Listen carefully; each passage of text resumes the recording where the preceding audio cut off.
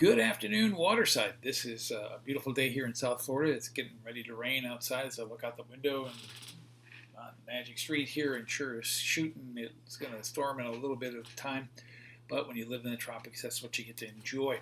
Hey, we want to share a little bit from Luke's Gospel today about something which always gets pretty well beaten up, and that's the topic of money.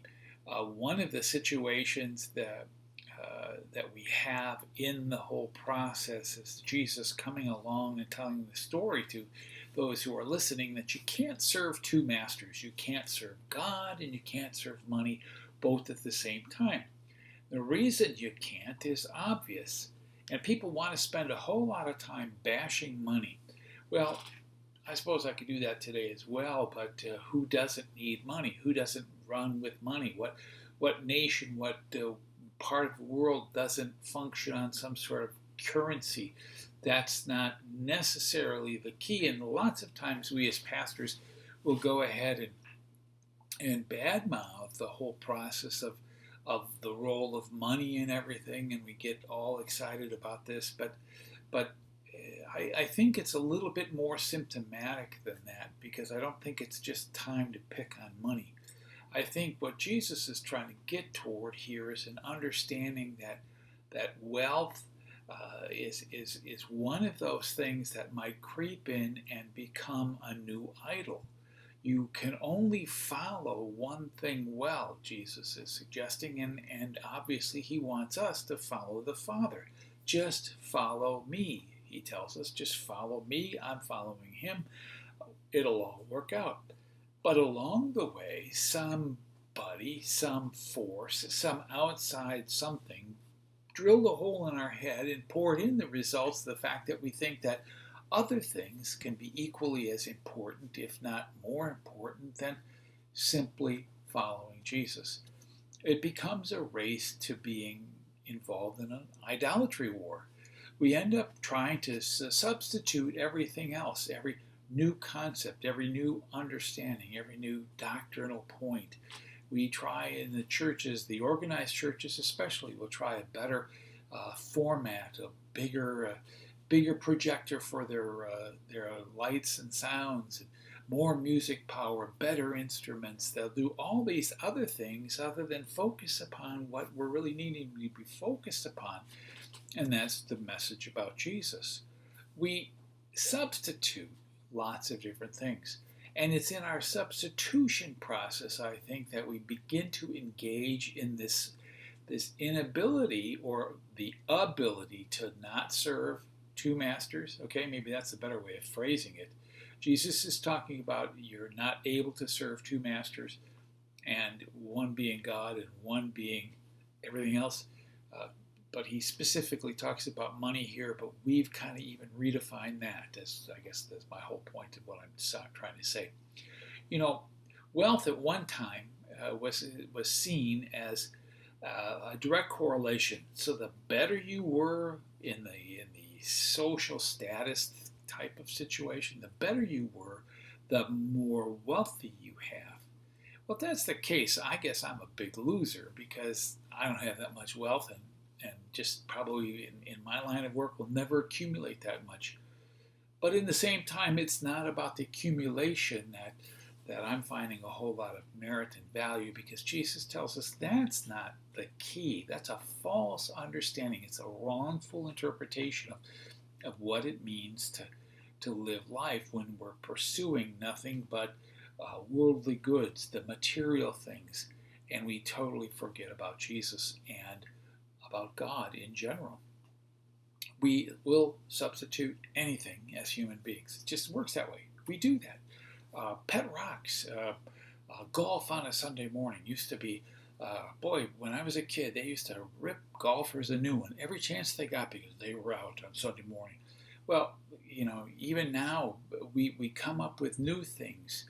We've come up with all these different kinds of things that are taking our attention. They're pulling us away from it. I heard Marie Forleo today say, you know what we need to do? We need to have an airplane mode for our life. We need to turn that on so that all this other stuff could just stop pulling at us, because that's the force of what we have.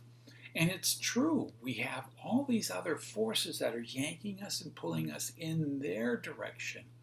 And we go through all of these situations where we get busier and busier on our little wonderful hamster wheel, and we're running like crazy and we're doing absolutely nothing. We're going nowhere. Some of us have that, like, so we buy fancier hamster wheels. We buy bigger wheels so that we don't have to work so well. Maybe even power assisted hamster wheels. Hey, you know what? That'd be slick. Get a little motor on that sucker and run around and around and around. But you know what? It's a mistake, because that's not what the kingdom of God is all about. We've brought that in. We've said that's what we think is important. That's what we think we should be about doing.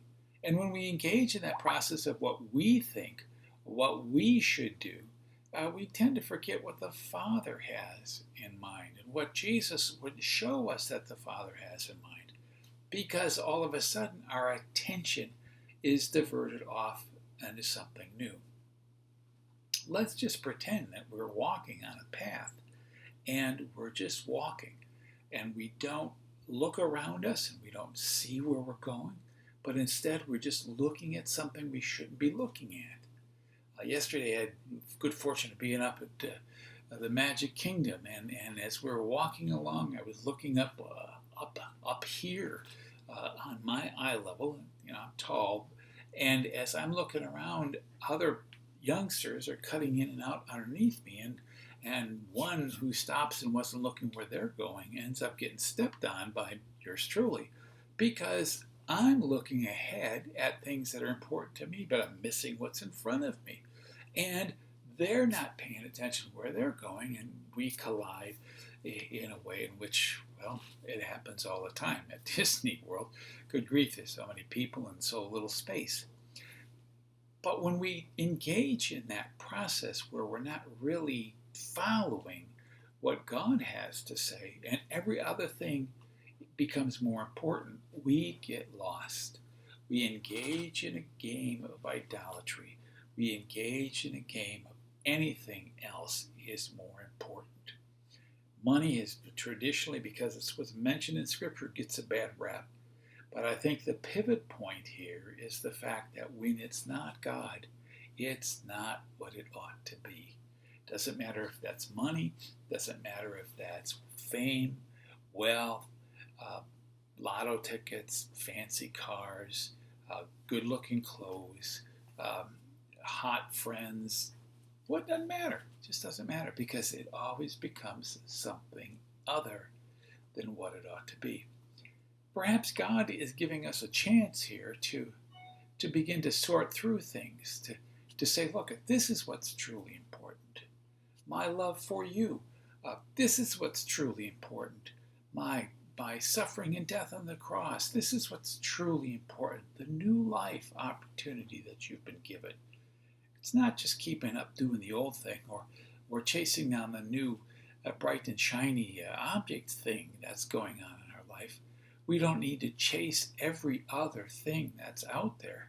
Good gracious, if we do that, we'll be lost, because we just don't have time. Why? More new bright shiny things are coming every day. And we're being encouraged to have our attention deflected from what we're currently using to something we're going to need, and we're going to be lackluster if we don't buy it. And before long, this whole cycle begins to repeat itself again and again and again. Wealth, the possession, the chase, the desire to do things bigger, better, faster, longer, might come against simple following of Jesus. That may be the case for you. I know it's the case for me, and it's not necessarily money. Sometimes it's just, like I said, it's everything else. You can't serve two masters, Jesus says. You'll follow one and lose the other. So you need to focus on perhaps doing whatever it takes in your life to just do the one thing that really matters. If God loved us so much that he sent Jesus, his son, to suffer and die, to go through all that humiliation that he went through, that we might have a new life, then I think it's time for all of us to start celebrating what it means to live that new life. what it means. It's a new direction. It means we don't have to keep doing what we used to do. It doesn't mean we have to believe in the lies that Satan has told us all these years, and now we have a new way of walking, a new path. It doesn't mean we have to fit into the old ruts and do things the way that we used to. Perhaps God is birthing a brand new idea in you today, if only you could listen to Him and hear it, except for all the other junk that's in your life competing. Maybe that's going to be me here. Maybe that's going to be you. All of those things that compete for our time, good people of God, are taking us farther away from God, lock, stock, and barrel, because we're letting it. And nobody likes to think about idolatry anymore because we don't have graven images, we don't have stone gods, we don't have little things that we worship on altars in our homes like other nations and tribes and generations have in the past. We don't have that necessarily. But what we do have is the ongoing rejection of that choice to follow Jesus, who ultimately is following God. We choose not to pay attention. Here's what we do. I'll be right back, Jesus. And then we never come back. We just go on our way. We're in a different direction. And before long, we're so far down the road to abandonment of what He has in store for us, we just forget. We just forget. So we could bash money all day long. But I think what we need to do is bash anything that gets in our way of following the simple life with Jesus. Do away with anything that keeps you from enjoying what God has intended for you to accomplish, to do, to celebrate, to be part of, to just enjoy. Don't let what other people say, don't let the pressures of life drive you to a direction which you know for yourself in your heart you don't want to do that. Don't let all those outside circumstances drive you to a spot where you can no longer be that follower. Because when we do that, Jesus' words here, can't follow two masters. You're going to go this way or you're going to go that way. Which way do you choose? And for us all, it's my prayer. We choose God. And we continue to follow Him, and we continue to reject the ways of the world, to come up with a new alternative, to find a chance to serve Him in this time and place. When everybody's saying, you can't do this, you shouldn't do this, it's not politically correct to do this, it's not right to think this, you have to think it our way or else we're going to come and get you. Well, I think everybody's been doing that for centuries. It hasn't changed. But maybe, just maybe, we can change. Hold fast to what is good. Listen to what God has said to you in the form of what Jesus Christ has done for you. Accept it, follow it, and live it out. And be surprised at that new life that you've been given. Hey, we'll talk with you next week. We're going to be busy. Things are going to be running around here. We're going to be blessed to go to Cuba on a mission trip quite soon, and we're looking forward to working with the folks down there. A variety of different things which we'll share with you along the way. Keep us that whole process in your prayers if you would, and hey, we'll see you next week. Have a good one. Goodbye.